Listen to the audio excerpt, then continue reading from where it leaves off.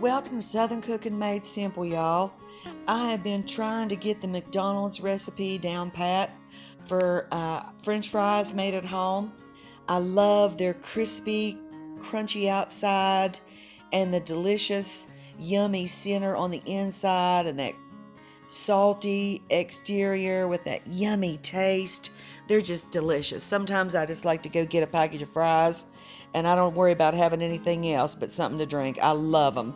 French fries are on the top of my list. So today I'm going to break down everything that I learned about the McDonald's French fries and what I done with the ingredients that I have today in pandemic being here at the house.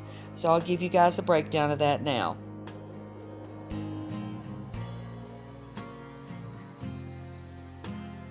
Today, French fries, McDonald's French fries. I done some research and I found out that they have a list of ingredients. It's like 19 ingredients.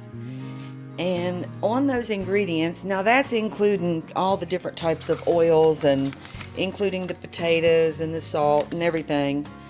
And so let me break it down with you. Okay, number 1's potatoes, 2's canola oil, 3's soybean oil, hydrogenized soybean oil, natural beef flavor. So we've got the natural beef flavor. We've got canola and vegetable oil, so we're doing good. Then I used citric acid. It calls for citric acid. Hydrolyzed milk, so I used a 1/4 cup of dehydrated coffee creamer. In place of that, it calls for dextrose. I used sugar. Sodium acid, I used salt. It calls for salt. And canola oil, I used canola oil and vegetable oil, and this one calls for corn oil and soybean oil and hydrogenated soybean oil, and I don't have any of that. And something called TBHQ, and then the citric acid and some dimethyl polyphlobala something. So out of all those ingredients, I used 2 different types of oil, and it calls for 3. And then we used, every time you fry your hamburgers, pour off your grease, and that is a grease that you're supposed to put into your oil when you're making your McDonald's French fries, because they do that. And so the hydrolyzed wheat, that would be yeast, and the hydrolyzed milk, I don't have any of that, but I did have some citric acid, so I put in some of that. Or you could use lemon juice for the citric acid. And I think it dimethyl popsa, whatever name of that is, that is the preservative that makes them stay white. And I use 2 or 3 different types of oil: the beef, the vegetable, and the canola. The only thing I didn't have was the soybean oil and the hydrogenated soybean oil. But I soaked mine in the coffee creamer, salt, sugar, and water solution. Salt, sugar, water, and citric acid, and beef bouillon. I crushed a beef bouillon and put that in my water. And the longer you let it set in that with the ice, then they get crispier. The longer they set, if you can let them set overnight, then you're doing fantastic. The next day, they are yummy. Now, they don't tell you how long they let theirs set or anything. They just tell you what the ingredients are. Now, they do a double fry, and when they first cut the potatoes, then they deep fry them, and then they flash freeze them, and then they send them to the stores frozen, and then the restaurants fry them for 7 minutes after they get them. By blanching them in the hot water, and then putting that in the refrigerator after it cooled off and letting that set overnight, it made these potatoes delicious. I don't really know how they make theirs exactly, but I can tell you how I made mine.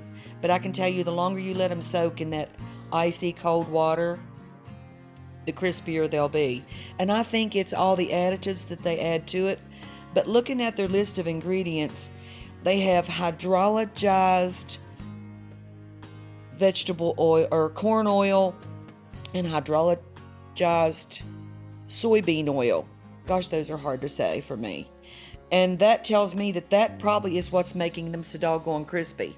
They have a reason for putting them in there. Probably for flavor and all that also. but there's something that's making them be so doggone crispy. Probably the TBHQ, if the truth was known.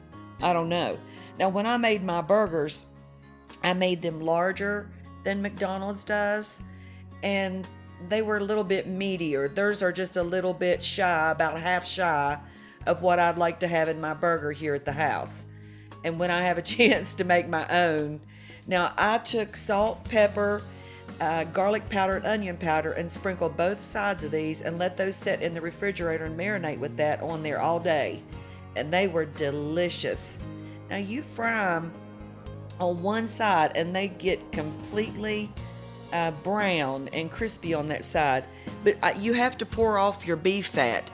As you're getting that beef fat, pour it off. And be careful. Do you see the firefly up right there?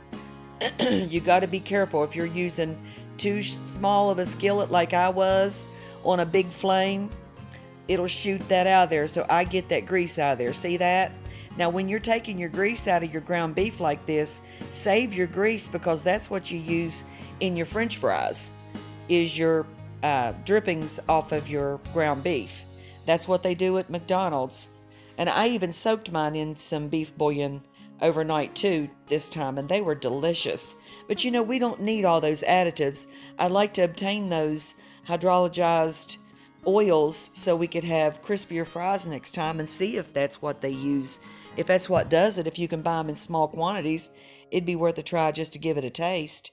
Well, thanks to everybody who stopped by my channel today. I want to thank you for dropping in, and we'll just share another video tomorrow, and y'all have a good evening. See you on the next video. Y'all come back now. Here